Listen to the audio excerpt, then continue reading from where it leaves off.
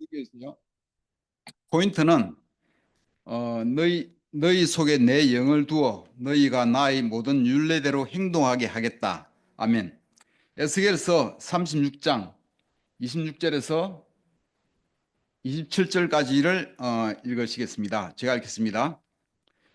너희에게 새로운 마음을 주고 너희 속에 새로운 영을 넣어주며 너희 몸에서 돌같이 굳은 마음을 없애고 살갗처럼 부드러운 마음을 주며 너희 속에 내 영을 두어 너희가 나의 모든 율례대로 행동하게 하겠다. 그러면 너희가 내 모든 규례를 지키고 실천할 것이다. 아멘.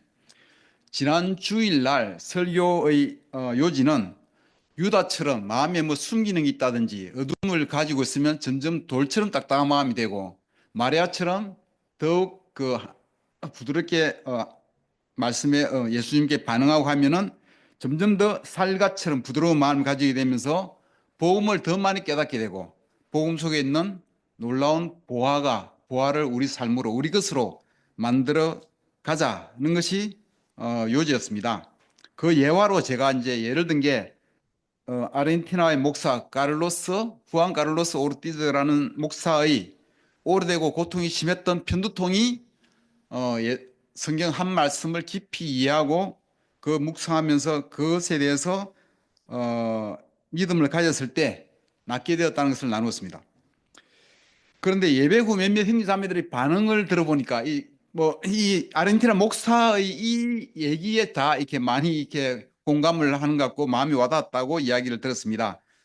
저 자신도 마찬가지지만 우리 형제자매들이 이 부분이 중요한 부분이구나 하는 생각을 제가 하게 되었고 그래서 오늘은 이와 관련한 말씀을 다음 차례로 해서 오늘 설교 말씀을 준비했습니다. 그래서 제가 믿기에는 너무나 중요한 말씀이고요. 제가 얼마나 잘 이렇게 정리하고 전달할지는 모르겠지만 내용을 잘 들어보시면 정말 중요한 말씀이다는 확신을 저는 가지고 있습니다. 우리 삶에서 파랑새는 멀리 있지 않습니다. 파랑새 동화를 보면은 제가 아주 어렸을 때 읽었던 기억이 나는데 다시 한번 인터넷 찾아서 보니까 파랑새 동화의 주인공들이 이름이 뭐더라? 이름이 좀 희한한 이름인데 어쨌든 저 파랑새를 찾으러 아주 먼 곳으로 많이 돌아다니고 여러 가지 모험을 하고 찾다가 결국은 지쳐서 그냥 집에 돌아와요. 못 찾고. 근데 집에 돌아와서 하룻밤 자고 아침에 보니까 자기 집에 세상 안에 있는 새가 색깔이 파란색인 거야. 파랑새는 가까이 있습니다. 우리의 행복은 우리 가까이에 있습니다. 우리 마음 안에 있다고 하는 것이 이 얘기의 동화의 메시지라고 볼 수가 있을 것 같습니다. 아마도 지금 우리가 고민하고 찾고 열심히 구하는 게 있다면 그 해답도 어쩌면 저 멀리 있는 게 아니라 어쩌면 우리 마음속에 어쩌면 우리 가까이에 있을 수가 있습니다. 아르헨티나 목사가 그토록 고통스럽고 힘들었던 편두통의 해결 답은 자신도 매일 가르치고 설교하는 그 너무나 흔한 말씀, 하나님이 너를 용서했다고. 그 말씀 안에 답이 있습니다. 성령의 도우심으로 그것을 깨닫는 순간 나을 수가 있었던 것입니다. 많은 의사들을 찾아다니고 외부를 아무리 돌아다녀도 낫지 않았어요. 의사들을 찾아다녀도 그렇고 아마 많은 기도를 이런 사람에게 부탁을 했다 그랬지만 답은 자신이 늘 가르치고 너무나 잘 알고 있던 그 말씀 한 구절에 답이 있었던 것입니다. 복음의 답이 있습니다. 자기 자신 안에 답이 있었던 것입니다. 유다처럼 외부에서 멀리서 많이들 인생의 답을 찾으려고 노력합니다. 유다처럼 돈을 모으고 외부에서 돈에 관심이 있어서 돈을 많이 모으면 인생의 답이 있겠지. 행복해지겠지. 출세하면은 행복해지겠지. 세상의 높은 자리에 앉아서 모든 것이 인생에 필요한 것을 준비해 두면 행복해지겠지. 그런 줄 알고 열심히 외부적으로 노력합니다. 열심히 공부해서 좋은 대학 가려고 그러고 노력하고 일하고 세상 사람들이 그렇게 있습니다. 물론 우리가 열심히 공부하고 열심히 일해야 됩니다. 그걸 하지 말자는 얘기 아니에요. 해야 됩니다. 그러나 세상에서 열심히 살아서 얻는 그 외부 자리에 인생의 답이 없어요. 답은 우리 아주 가까이에 있습니다. 보통 책들을 보면은 보통 인생의 막바지 즈음에 이 사실을 깨닫고 글을 쓰는 사람이 많습니다. 그러나 미리 일찍 깨닫는다면 그만큼 더 인생을 의미 있고 가치 있게 살 수가 있고 후회가 없이 살 수가 있을 것입니다. 행복의 조건이 무엇일까? 행복하기 위해서 사람들이 외부로 막 찾아다니는데 행복하기 위해서 뭐가 필요한 것 같아요? 사람들이 행복하기 위한 조건이 뭐가 있습니까? 시간. 윤정자면 너무 바쁘다 보니까 시간이 너무나 필요한 모양입니다.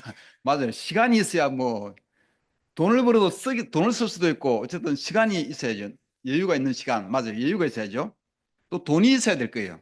돈은 우리 인생에서 참 굉장히 중요한 거잖아요. 또 뭐가 있어요? 행복하기 위해서. 건강. 맞아요. 건강이 있어야 되고. 또요. 관계, 친구. 맞아요. 다 맞습니다. 대부분이 이제 그런 것들이죠. 연세대 김주환 교수가 쓴 회복 탄력성이라는 책에는 심리학 및 그 뇌과학에 대한 연구된 자료가 많이 있어서 또 신뢰도 가고 참고할 만한 자료가 많이 있는 것 같아요. 왼쪽의 책은 후안 카를로스 오르티즈 목사가 쓴 책인데 그 아까 그 얘기가 나와 있는 책이에요. 그 다음에 오른쪽은 회복 탄력성이라고 김주환 교수가 쓴 책입니다. 이 김주환 교수가 쓴 책에 보면 재미있는 연구 자료가 있습니다. 미국 캘리포니아 오클랜드에 있는 밀즈 칼리지라는 학교 졸업생 141명을 연구 대상으로 하였고 그 졸업생들의 졸업 사진을 분석한 거예요. 전문가들이 분석했어요. 이 사람은 사진을 찍기 위해서 인위적인 미소를 짓고 있다. 이 사람은 진짜 마음에서 진짜 기쁨이 들어있는 미소를 짓고 있다. 이 두 그룹을 나누는데 이게 한 50명 되고 나머지 이게 한 90명 정도가 이게 A그룹, B그룹. A그룹은 진짜 마음에서 나오는 진짜 기쁜 미소를 짓고 있고 여기는 사진 찍기 위한 인위적인 미소를 짓고 있는 그룹으로 이렇게 나눴습니다. A, B 그룹으로. 그런데 이 교수팀이 대를 이어서 30년간 이 141명의 추적 조사한 거예요. 이들을 30년간 추적 통해서 조사해 본 결과 이 A그룹, 마음에서 나오는 환한 미소를 지었던 사람들이 그렇지 않은 B그룹에 비해서 사는 게 첫째는 훨씬 더 건강했다. 훨씬 더 건강하다. 병원에 가는 횟수도 훨씬 더 적다. 행복의 요건 중에 건강, 훨씬 나은 거예요, A그룹이. 그 다음에 결혼 생활에 대해서도 만족도가 A그룹이 훨씬 높은 만족도를 가지고 있고 이혼율도 낮은 거예요. 그러니까 아까 관계, 친구, 이 관계도 훨씬 좋은 거예요. 그 다음에 평균 소득 수준, 돈이죠. 또 훨씬 더 많이 잘 살았어요. 한마디로 말하면 이 마음의 진짜 기쁨을 가지고 있는 사람, 그 그룹이 훗날 더 좋은 삶, 더 행복한 삶을 살고 있다는 것을 그 사실이 밝혀진 것입니다. 그러니까 마음에서 나오는 환한 웃음을 지을 수 있는 사람, 마음속에 진짜 기쁨을 가지고 사는 사람이, 긍정적인 기쁨을 가지고 있는 사람이 그렇지 않은 사람들보다 이 세상을 훨씬 더 잘 살고 있다는 이야기입니다. 행복의 여건, 돈, 건강, 관계 등 다 좋다는 거예요. 그러니까 이 실험의 결과는 마음의 태도, 우리가 긍정적인 마음, 기쁜 마음을 가지고 있을 때 우리가 추구하는 그런 것들이 다 좋아진다는 거 볼 수가 있는 것입니다. 우리가 잘 살기 위해서는, 더 행복해지기 위해서는 성경에서 가르치는 기쁨과 감사함, 이런 것들이 답이라는 이야기입니다. 성경에서 늘 가르치는 거고 우리가 잘 알고 있는 가까이 있는 이게 바로 정답이라는 얘기예요. 자, 이제 우리 아이들에게 무엇을 가르쳐야 할 것 같습니까? 공부 잘하는 것도 좋겠지만 진짜 애들이 행복하게 잘 살는 것을 원한다면은 마음의 태도를 가르쳐야 됩니다. 기쁘게 사는 것을 가르쳐야 돼요. 긍정적인 마음을 갖도록 훈련을 시켜야 돼요. 갈라디아서 5장 22절에서 23절을 읽겠습니다. 그러나 성령의 열매는 사랑과 기쁨과 화평과 인내와 친절과 선함과 진실과 온유와 절제입니다. 이런 것들을 막을 법이 없습니다. 결국 우리 삶을 행복하게 만들어주는 것은 이러한 성령님의 열매들이라는 것입니다. 후안 카를로스 오르티즈 목사가 오랫동안 고통을 앓았던 이유도 마음속에 화평이 없었기 때문입니다. 이 성령님 열매 화평, 나중에 이 성령님의 열매인 화평이 그 마음 안에서 이루어졌을 때 하나님의 놀라운 고침의 기적을 경험할 수가 있었던 것입니다. 마음 안의 성령님의 열매가 그 답이었던 것입니다. 제가 이 성령님의 열매 중 하나인 친절함, 친절, 여기서 아마 제가 더 풍성해진다면은 제가 아내의 사랑도 더 많이 받고 더 행복해질 수가 있다는 얘기예요. 이 성령님의 열매가 얼마나 중요한지.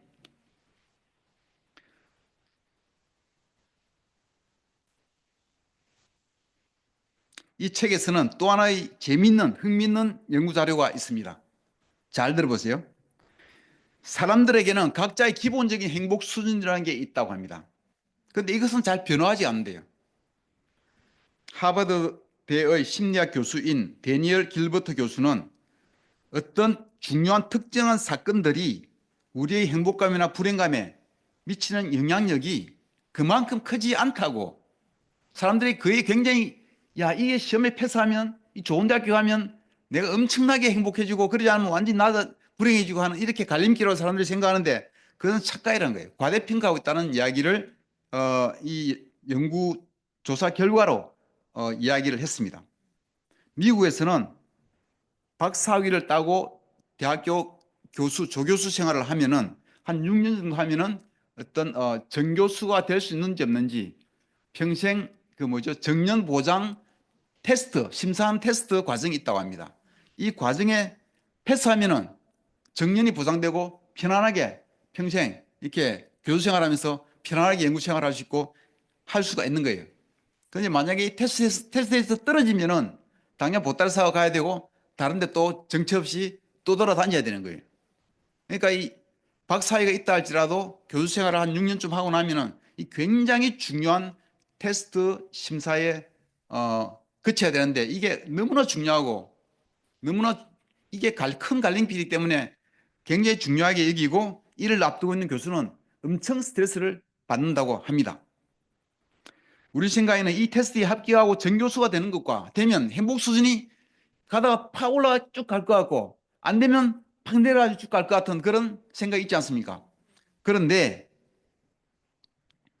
실험 결과는 일정 기간, 수개월 내지 몇 년까지 될 수 있지만 일정 기간이 지나면 그 사람이 그 테스트에 합격하기 전이나 합격한 후나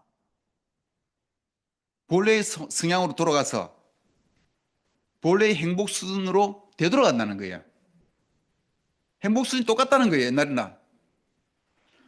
불합격한 사람도 마찬가지로 합니다. 우리의 행복 수준은 이 외부의 삶에서 일어나는 외부에서 일어나는 좋은 일, 나쁜 일에 따라서 순간적으로는 요동치지만 결과적으로 적응이 되면 똑같아진다는 거예요.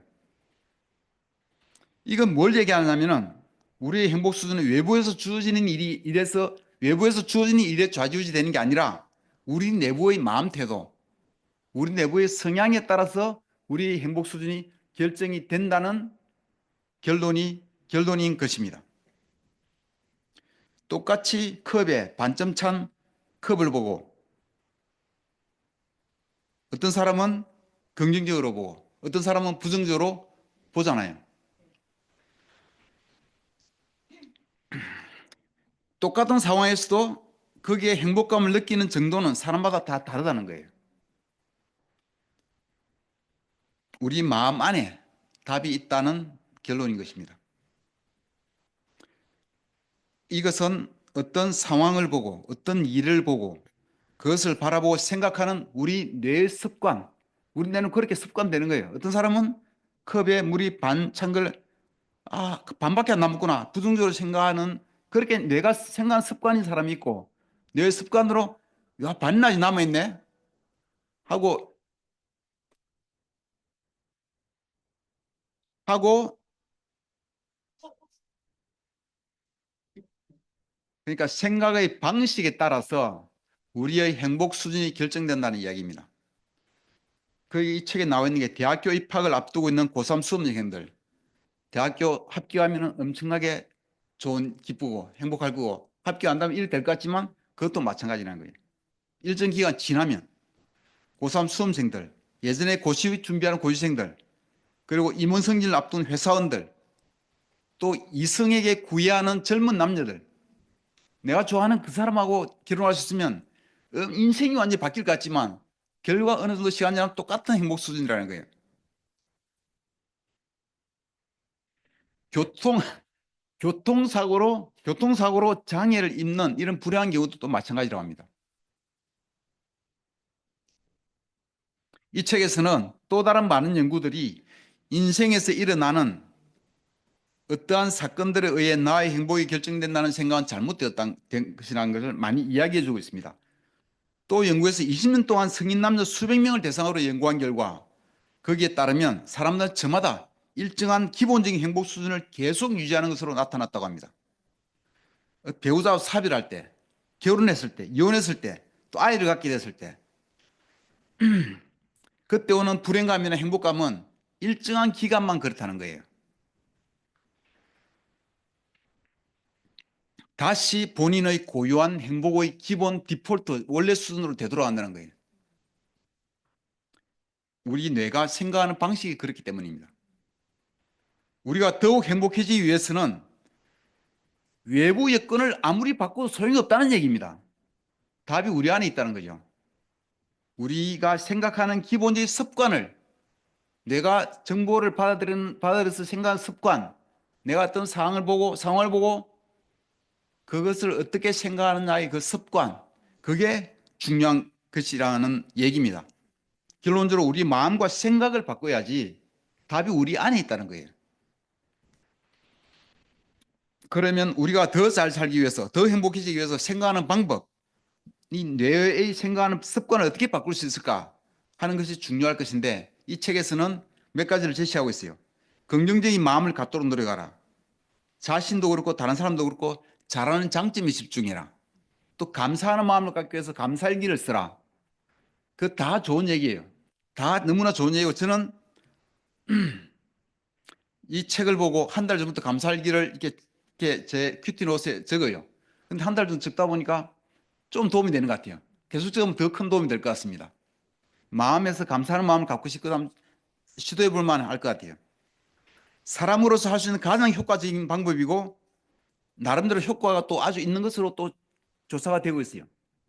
그런데 우리는 그런 차원에 머물러서는 안 됩니다. 왜 그럴까요? 우리는 크리스찬이잖아요. 우리는 그보다 훨씬 더 놀라운 방법을 사용할 수 있습니다. 우리 안에 성령님이 계시기 때문이죠. 에스겔을 통하여 하나님께서는 이미 우리에게 말씀해 주셨습니다. 우리에게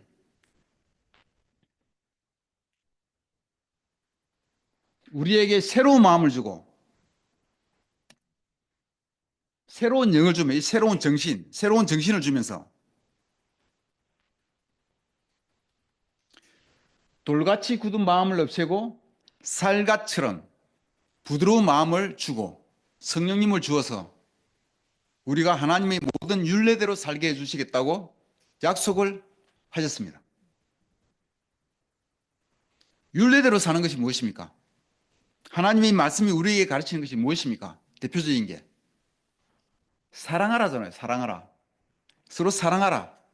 또 기뻐하는 게 하나님 뜻이라고 그랬잖아요. 어떠한 상황이든지 항상 감사해라. 그것이 하나님의 뜻이잖아요. 하나님의 말씀대로 따라 살면은, 윤리대로 우리가 행동하고 살면은 이러한 우리 마음에 늘 기쁨과 감사함과 그런 걸 가지고 늘 서로 사랑하면서 하나님 사랑하고 사람들 사랑하고 이웃을 사랑하고 그렇게 사는 삶이 우리 안에 있는 성령님을 통해서 이루어질 수가 있다는 이야기입니다.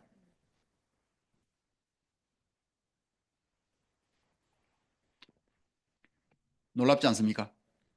기대가 되지 않습니까? 내가 아무리 기쁘게 살고 싶어도 내 뜻대로 잘 되지 않습니다. 내가 기쁘게 살려고 여행 가고 노래방 가고 좋아하는 영화를 본다고 해도 그것이 그때는 기쁘죠. 그렇지만 내 기본적인 기쁨 수준을 이렇게 끌어올려서 계속 가지는 못해요. 그때뿐이죠. 일시적인 것입니다. 사랑이 많은 사람이 되고 싶어요, 저도. 근데 잘 안 돼요. 30년 전부터 되고 싶었습니다.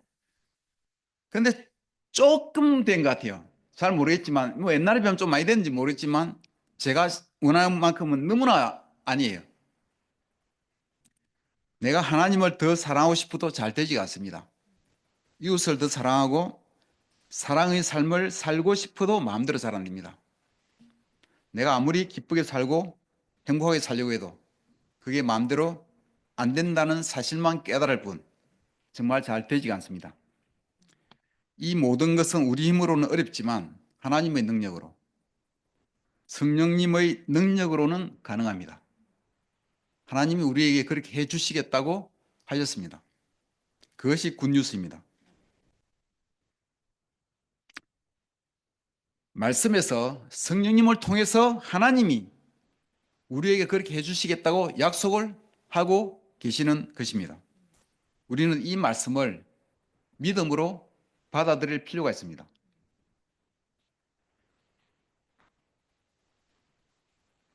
이 말씀을 믿음으로 받아들이지 않으면 또 남의 이야기가 되고 말입니다.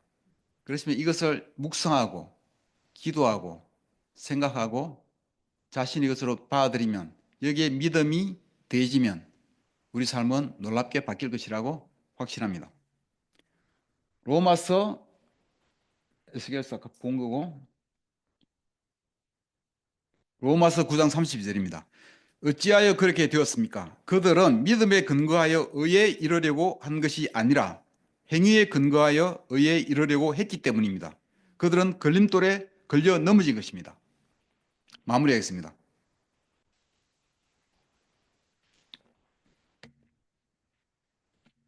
제가 제 자신의 노력으로 사랑을 많은 사람 되고 더 기뻐하는 사람이 되고 더 감사하는 사람이 되고 제가 감사하게 쓰면서 계속 자신의 노력으로 하는 것은 행위에 근거해서 하려고 하는 거죠. 도움은 되지만 그게 메인이 아니란 얘기예요. 성경에서 우리에게 가르치는 바는 아주 단순하고 명쾌합니다. 우리가 많은 죄를 지었지만 우리가 하나님의 자녀가 되고 구원받는 길은 너무나 간단해요. 입으로 예수님을 주님으로 고백하고 마음으로 믿으면 구원받는 거예요. 우리가 아무리 많은 죄를 지었더라도 너무 명료하지 않습니까? 복음은 그런 거예요. 구약의 수많은 율법을 지켜야 하는 것에 비하면 얼마나 간단하고 단순합니까? 너무 단순하고 너무 간단해서 유대인들이 믿지를 못했던 거예요. 그렇기 때문에 자기들이 열심히 잘해서 셀프 라이처스니스, 자기 의로움으로 구원을 받고자 하는 노력을 하다가 이 걸려 넘어진 거예요. 예수님의 복음이 무엇인지를 깨닫지를 못하고 구약 시대의 자기가 열심히 잘해서 그것으로 뭔가를 이룰 거라고. 그래서 진짜 복음을 이해하지 못한 거예요. 복음은 간단해요. 믿음으로 받아들이면 능력이 있는 거예요. 우리도 여기에 자주 걸려 넘어집니다. 믿음으로 하나님의 의를 이루는 것을 모르고 행위로 우리가 잘해서 행위로 뭔가를 인정받고 이루려고 하면은 평생 크리스찬 삶을 살면서 힘들게 살 수밖에 없는 것입니다. 카를로스 오르티즈 목사가 믿음으로 말씀을 받아들이지 않고 세상의 모든 의사를 다 찾아다녔더라도, 책으로 공부해서 세상의 모든 지식을 다 얻었더라도, 세상의 모든 유명한 사람들에게 가서 다 기도를 부탁했다 할지라도 말씀 한 구절, 하나님이 너희 모든 죄를 용서했다 는 그 말씀에 믿음으로 반응하지 않았더라면 여전히 고생하고 있었을 것입니다. 그러나 단순한 하나님의 말씀에 대해서 단순한 믿음을 가졌을 때 그의 병이 나았습니다. 답은 의외로 우리 가까이 있습니다. 파랑새는 멀리 있지 않습니다. 우리 마음 안에, 우리 마음 태도, 우리의 믿음, 너무나 단순한 거기에 답이 있는 거예요. 기쁨으로 사는 것, 감사하며 사는 것, 하나님을 사랑하고 사람들을 사랑하면서 사랑의 삶을 사는 것은 우리 모두가 그렇게 바라는 일입니다. 그런데 이것을 우리 힘으로 열심히 배우고 노력하며 그렇게 하려고 했을 때 우리는 또 평생 아마 힘든 노력과 좌절을 반복할 수밖에 없을 것입니다. 그렇지만 우리 안에 있는 성령님을 통해서 하나님이 그 일을 하실 것이라는 말씀을 믿음으로 받아들이면, 그 말씀을 믿으면 우리 삶에서 상상도 하지 못할 놀라운 변화가 생길지 모릅니다. 우리 삶에서 풍성한 성령님의 열매들로, 어쩌면 우리가 생각하는 것 이상으로 우리는 몰라보게 지금의 나와는 다른 사람이 될 수도 있을 것이라 생각됩니다. 그러면 우리에게 진짜 근본적인 힐링이 일어날 것이라고 생각합니다. 인생의 답을 찾으러 밖으로 자꾸 눈을 돌릴 것이 아니라 살레가처럼 부드러운 마음으로 하나님께 가까이 가는 우리 모두가 되기를 바라면서 말씀을 마치겠습니다. 감사합니다.